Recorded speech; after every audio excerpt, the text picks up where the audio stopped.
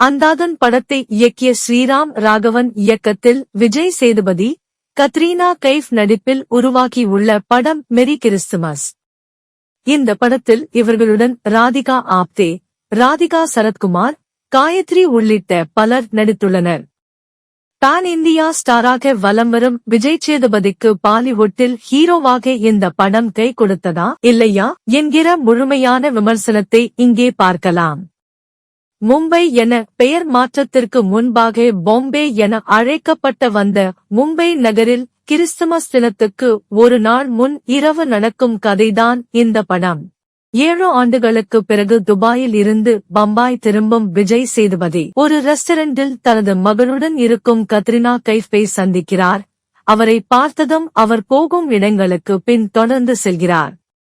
ஒரு கட்டத்தில் இருவரும் ஒன்றாக பயணிக்கிறார்கள். அறிமுகம் இல்லாத இருவரும் தங்களது வாழ்க்கை பற்றி பேசும்போது கத்ரினா கைஃப் தனது கணவருடன் கருத்து வேறுபாடுடன் வாழ்வதை சொல்ல, பதிலுக்கு விஜய் சேதுபதியும் தனது காதலியின் பிரிவை பற்றி சொல்கிறார்.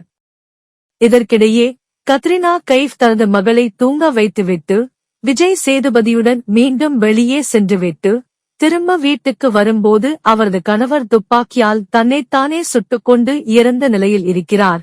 இதனால் இருவரும் அதிர்ச்சியாகின்றனர். இந்த இறப்புக்கு பிறகு நடக்கும் சம்பவங்களை யூகிக்க முடியாத திருப்பங்களுடன் சொல்வதுதான் மெரி கிறிஸ்துமஸ். ஆரம்பத்தில் மெதுவாக செல்லும் கதையானது இடைவேளைக்கு பின் வேகமெடுக்கிறது. வழக்கமான பாணியிலான சஸ்பென்ஸ் த்ரில்லர் படமாக இல்லாமல் கிளாசிக் பாணியில் கதையும் காட்சிகளும் நகர்கிறது. குறிப்பாக சஸ்பென்ஸ் த்ரில்லர் படம் என்றாலே வேகமாக இருக்க வேண்டும் என்ற பாணியை தவிர்த்துவிட்டு மிகவும் மெதுவாக பயணிக்கும் திரைக்கதையில் ஒவ்வொரு இடங்களிலும் பல குறியீடுகளை வைத்து ரசிகர்களின் கவனத்தை ஈர்த்து விடுகிறார் இயக்குனர். விஜய் சேதுபதியின் நடிப்பும் கேத்ரீனாவின் நடிப்பும் ஒரு மைல் ஸ்டோன் தான். இருவரும் ஒருவருக்கொருவர் போட்டி போட்டுக்கொண்டு நடித்திருக்கின்றனர்.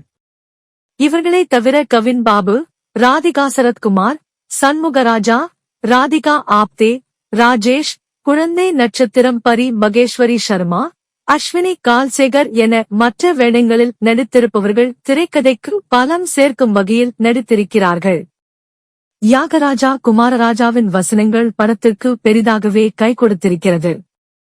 ஒரு இரவில் நடக்கும் கதை என்றாலும் அதில் எந்த அளவிற்கு சுவாரஸ்யத்தை கொடுக்க முடியுமோ அந்த அளவிற்கு கொடுத்து நம்மை சீட்டின் நுனிக்கே அழைத்துச் சென்று விட்டார் இயக்குனர். இசையும் ஒளிப்பதிவும் படத்துக்கு மிகவும் பக்கபலமாக இருக்கிறது.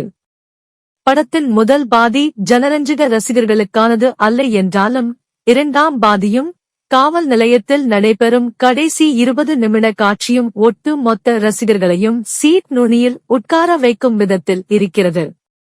இதுவரை நாம் பார்த்திராத ஒரு சஸ்பென்ஸ் த்ரில்லர் அனுபவத்தை மெரி கிறிஸ்துமஸ் கொடுக்கிறது.